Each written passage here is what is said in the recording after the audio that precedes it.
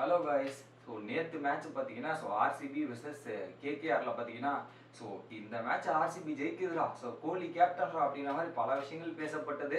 நானும் அதை எதிர்பார்த்துட்டு இருந்தேன். கடைசியில் பார்த்தீங்கன்னா அந்த மேட்சும் இந்த மேட்சும் ரெண்டும் ஒன்று தான். யாருக்கிட்ட வேணாலும் நீங்கள் ஆர்சிபியாக இருக்கலாம், ஆனால் எங்ககிட்ட வந்தால் நீங்கள் உங்களை வச்சு செய்யும் பீஸாக நாங்கள் தான் இருப்போம் அப்படின்ற மாதிரி கேகேஆர் வந்து ஆர்சிபி வருஷம் வச்சு செய்கிற மாதிரி இந்த வாட்டி சின்ன சாமியிலையும் சரி எங்கே வந்தாலும் நாங்கள் செய்வோண்டா அப்படின்ற மாதிரி செஞ்சு கொடுத்தாங்க. நேற்று மேட்சையும் ஜெயிச்சிட்டாங்க. சரி, மீம்ஸ்லாம் என்ன நடந்திருக்கு அப்படின்றத பார்க்கலாம். பார்க்கறதுக்கு முன்னாடி ஒரே ஒரு லைக்கை மட்டும் போட்டு பாருங்க.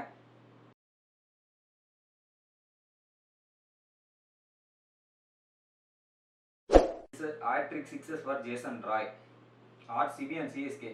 அவன் என்னையும் அடிச்சுட்டான். அவர் அடிச்சதா அடியாங்க. இதில் வந்து முக்கியமான ஒரு விஷயம் என்னன்னா, அவர் ஸ்பின்னர்ஸ்க்கு வந்து ஸ்ட்ரகிள் பண்ணுவார் அப்படின்ற காரணத்துக்காக தான் கூலிங் எடுத்துகிட்டு வந்தார். ஸ்பின்னராக வின்னராகுது, நான் எவன் போட்டாலும் ஒரே கீரில் தான் ஆடுவேன். ஃபாஸ்ட் பவுலராக இருந்தாலும் சரி, ஸ்பின்னராக இருந்தாலும் சரி, ரெண்டு பேரையும் ஒரே மாதிரி தான் அடிப்பேன் அப்படின்ற மாதிரி அடிச்சு விளாசி தள்ளிட்டாரு. கேகேஆருக்கு இப்போ டாப் ஃபார்மில் இருக்க பேட்டர் யாருன்னா ஜேசன் ராய் தான். நாராயணன் ஜெகதீஷன் 27 ரன் 29 பால். சின்ன சாமிலேயே இப்படி ஒரு நாக்காப்பா அப்படின்ற மாதிரி கேகேஆர் ஃபேன்ஸ். அதுவும் கரெக்ட் தானேங்க. நீங்கள் ஓப்பனிங் பேட்டராக இருக்கிறீங்க, பவர் பிளேல ஆடுறீங்க. அந்த பவர் பிளேல பார்த்தீங்கன்னா பாலை விட ரன் அதிகமாக இருக்கணுமே. பார்த்தீங்கன்னா ரன்னு கம்மியாக இருக்குது, பால் அதிகமாக இருக்கு. அதுவும் சின்ன சாமி ஸ்டேடியத்தில் ரொம்ப கஷ்டம்பா, ரொம்ப ஒன்ஸ் அகெயின் ஜக்கி fail to score is poor form continues. நீங்கள் போயிட்டு 50 ஓவர் ஐபிஎல் ஆரம்பிச்சதுக்கு அப்புறம் வாங்க அப்படின்ற மாதிரி. நீங்கள் T20லாம் செட் ஆக மாட்டீங்க, 50 ஓவர் ஐபிஎல் அடிச்சா வாங்க அப்படின்ற மாதிரி சொல்லியிருக்காங்க. பட் அந்த இன்னிங்ஸை பார்க்கும்போது ஒரு இன்டென்ட்டே கிடையாத மாதிரி அந்த மாதிரி தாங்க இருந்தது. அதில் பார்த்தீங்கன்னா ஒரு 66 ரன் அடிச்சாரு ஜேசன் ராய் ஒரு மெயினாக. அதுக்கப்புறம் ஸ்ட்ரைக்கர் ரொட்டேட் பண்ணி அவர் கொடுக்கணும் அப்படின்ற டைமில் பார்த்தீங்கன்னா ஒரே ஒரு 5 டாட் பால்லாம் ஆனா என்ன பண்ணுறது பின்ன.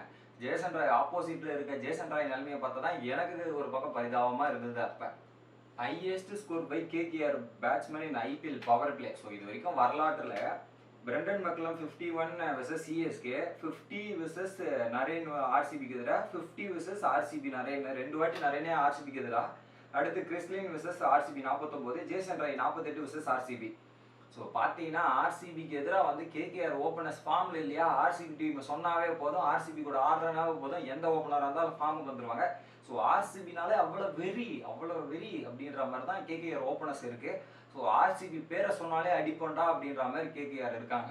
அடியாங்க அது 2 மேட்சாக போவோம். டாப்பில் கலக்கிட்டு இருந்த டீம் ஒரு பக்கம், பாட்டமில் இருக்கிற கேகேஆர் கிட்ட அடி வாங்குறாங்கன்னா பார்த்துங்களேன். யாருக்கிட்ட இதுவானாலும் சரி, நாங்கள் உங்ககிட்ட மட்டும் தோக்க மாட்டோம், உங்களை ஆட்டி படுக்கும் கிங்கா நாங்கள் இருப்போம்டா அப்படின்றத கேகேஆர் நிமிஷத்துக்கு நிமிஷம் ப்ரூவ் பண்ணிட்டு இருக்காங்க.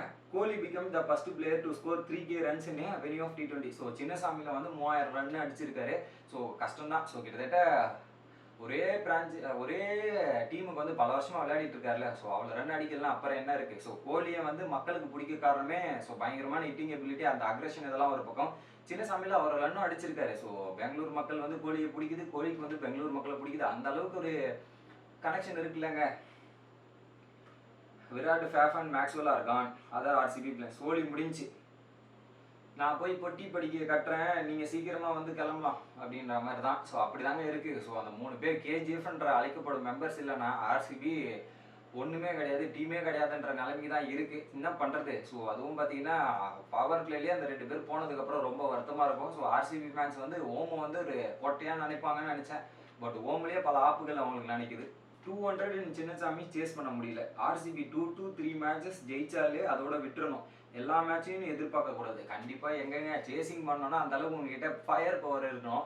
அந்த 3 பேர் ஆடலைன்னா உங்கள் டீமுக்கு ரன்னே கிடையாதுன்ற நிலைமையில என்ன பண்ணுறது. டீமே ஒரு பக்கம் அந்த ஃபார்ம் அவுட், அந்த 3 பேர் தவிர்த்துட்டு எடுத்து பார்த்தீங்கன்னா இந்த வருஷம் ஐபிஎல்ல பார்த்தீங்கன்னா அவங்க 3 பேர் ரன் அடிக்கலாம், நீங்கள் ஜெயிக்கவே மாட்டீங்க, பாட்டம் ஆஃப் த டேபிள் இருப்பீங்கன்றது தான் கருது. அந்த 3 பேரோட பார்ட்னர்ஷிப்பில் ஏதோ ஒன்று பொழைச்சி தச்சு வந்துட்டு இருக்காங்க ஆர்சிபி. பட் இன்னொரு வகையில் பார்த்தீங்கன்னா சிராஜோட பவுலிங் கலக்கிட்டு இருக்காருங்க. அதில் Andre Russell versus RCB in IPL 2023 0-1 1-2. பயம் விட்டு போச்சு. 2 வாட்டியும் பார்த்தீங்கன்னா சிராஜ் வந்து ஆண்டர் ரசல் எடுத்திருக்காரு. அவர் இருக்கிற ஃபார்முக்கு எல்லா பேட்டரியும் எடுத்துட்டு இருக்காரு. எல்லாரையும் எடுத்து செஞ்சுட்டு இருக்காரு. அந்த வகையில் இன்னைக்கு என்ன ஆயிடுச்சுன்னா பவர் பிளேல விக்கெட் எடுக்கல, அது மட்டும் தான் கொஞ்சம் ஃபீல் பண்ணுவாரு. பட் ஆண்டர் ரசல் போட்ட யாக்கர்ல ரொம்ப சந்தோஷப்பட்டிருப்பாரு. DK wishes RCB fans. உன் ஆப்போனன்ட் டீம் பேட்டரை ரன் அவுட் பண்ண சொன்னா டீம் பேட்டர் இல்லை அப்படின்ற மாதிரி. அவர் மற்ற அன்னைக்கு ஒரு ரன் அவுட் அடித்து மேட்சை ஜெயிக்க வேண்டியதை விட்டார். ஆனால் அவர் வந்து அவங்க டீமுக்கு விளையாடுறாரோ இல்லையோ மற்ற டீமுக்கு நிறையவே விளையாடி இருக்காரு. ஒரு வாட்டி டெல்லி கேபிட்டல்ஸ்க்கு கிட்டத்தட்ட அப்படி எடுத்துட்டு போனாரு. சாரி எல்எஸ்ஜி கூட எடுத்துட்டு போனாரு. இப்போ பார்த்தீங்கன்னா கொல்கத்தாக்கு எடுத்து கொடுக்குறாரு. ஸோ இருந்த பேட்டரை கூட ரன் அவுட் பண்ணுவது எப்படி அப்படின்றத டிகே கிட்ட இருந்து கத்துக்கலாம். Andre Russell 4 overs 29 runs 2 wickets. என்னந்தாங்க சௌக்கியமா ஆர்சிபியை பார்த்து. ஸோ வேற லெவலில் ஒரு பவுலிங் ஸ்பெல்லுங்க. விராட் கோலி எடுத்தது ஆண்ட்ரே ரசல் தான். அதுவும் பயங்கரமான கேட்ச். அதுவும் பார்த்தீங்கன்னா கும்புறாரு பாருங்க. தமிழ்நாடு ஸ்டைலில் கும்புறதே வேற லெவலாக இருக்கு. பாவம் ஒரு பக்கம் ஆர்சிபி ஃபேன்ஸுக்கும் ஆர்சிபி சப்போர்ட்டர்ஸ்க்கும் தான் கடுப்பாக இருக்கும். Of century for Virat Kohli, king and Lomror Kolkata Knight Riders. என்னடா ஆஃப் செஞ்சுரி தான்டா அடிச்சிங்க, மேட்சா ஜெயிச்சிங்க அப்படின்ற மாதிரி ஃபீலிங் தான் நமக்கு இருக்கு. பட் அந்த 3 பேர்ல யாராவது ஒருத்தராவது ஒரு மேட்ச்ல 50 அடிச்சிடுறாங்க. அதை கான்ட்ரிபியூஷன் பண்ணிட்டே இருக்காங்க. ஸோ அந்த 3 பேரை நீங்க எப்படியா இருந்தாலும் ஒருத்தனை 50 அடிக்காம நிறுத்த முடியாதா அப்படின்ற மாதிரி தான் அவங்க 3 பேரோட ஸ்டேட்மெண்டா இருக்குது.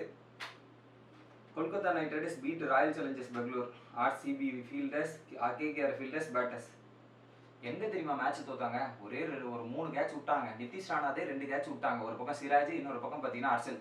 ஆல்ரெடி அவங்க பவுலிங்ல தான் ரன் கொடுப்பீங்கன்னு பார்த்தா கேட்சிங் விட்டு ரன் கொடுப்பீங்க அப்படின்ற நிலைமை தான். ஸோ அந்த ரன் பார்த்தீங்கன்னா 4 ரன்ல விட்டது 40 ரன் வந்துருச்சு. ஸோ அங்கே தான் ஒரு கேம் சேஞ்சிங் மூமெண்ட். அந்த ரன் வராமல் இருந்தால் டார்கெட்டும் கம்மியாக இருக்கும். மேட்ச் ஜெயிச்சிருக்கிறதுக்கான சான்ஸ் இருக்கும் சொல்லலாம். பட் சான்ஸ் இருக்கும். 4 overs 27/3 டிகே அண்ட் வருண். உன்னை விட்டா நீ எங்கேயே போட்டுருவானா அப்படின்ற மாதிரி. ஸோ நீ என்ன விட்டா என்னையே அடிச்சிருவேன், அதனால நான் உன்னையே தூக்குறேன் அப்படின்ற மாதிரி சொல்லி தூக்குற மாதிரி கரெக்டாக ஃபீல்டுக்கு ஏற்ற மாதிரி பாலை போட்டு வச்சு தூக்கி விட்டாரு வருண். அவர் நினைச்ச பெருமையாக தான் இருக்கு. பையனை கூட பார்க்க முடியல அப்படின்ற மாதிரி ஒரு பக்கம் வருத்தத்தில் இருக்காரு. சுயா சர்மா 4 over 30 run 2 wicket. சூடான சுளுக்கு எடுத்துருவேன் அப்படின்ற மாதிரி சொல்லுவாரு. வேற லெவலாக போட்டாருங்க. ஸோ வந்து அவரோட இந்த மிகப்பெரிய அந்த டர்ன் ஓவர் 2 ஓவருக்கு 30ன்றது ஆர்சிபியை வந்து அடுத்த ஓவரே ஃபேப் டு பிளேசி, அடுத்த ஓவர்லேயே வந்து ஸோ அந்த இன்னொரு லெஃப்ட் ஹேண்டர் பேட்டர் இந்த 2 பேரையும் தூக்கி அப்படியே மேட்சை ஒரு ப்ரெஷரில் போட்டு கேகேஆர் பக்கம் திருப்பின ஒரு துருப்புச்சீட்டு யாருன்னா சுயாஸ் தான். விராட் கோலி இந்த பிரஸ் மீட்டுக்கு அப்புறம் ஒரு விஷயத்த சொல்லியிருந்தாரு. We hand over the game to them, we deserve to lose, we are not professional. கண்டிப்பாங்க. ஆனால் இது ஒரு பாராட்டுக்குரிய விஷயம். எந்த ஒரு கேப்டனாவது நாங்கள் தோக்கிற சைடாக தான் இருக்கணும் அப்படின்றத ஒத்துப்பானா ஓப்பனா. பட் அதை ஓப்பனாக ஒத்துக்கினாரு விராட் கோலி. அதுதான் கிங் கோலின்னு நினைக்கிறேன். பட் அந்த இடத்துல அந்த கேட்சிங்கு பேட்டிங்லேயும் இந்த ஒரு சில இடத்துல நிறைய மிஸ்டேக்ஸ் நடந்திருக்கு. அதை ஓப்பனாகவே ஒத்துக்கிட்டு இந்த மாதிரி பண்ணியிருக்காரு. ஸோ இந்த வீடியோவில் உங்களுக்கு ஒரு வேலை பிடிச்சிருந்ததுன்னா மறக்காமல் லைக் பண்ணுங்கள். ஸோ இந்த வீடியோவில் வேறு எதனா இம்ப்ரூவ் பண்ணணும், உங்களுக்கு வேறு எதனா கமெண்ட்ஸ் இருந்ததுன்னா அதையும் மறக்காமல் கமெண்ட் செக்ஷனில் கமெண்ட் பண்ணுங்கள்.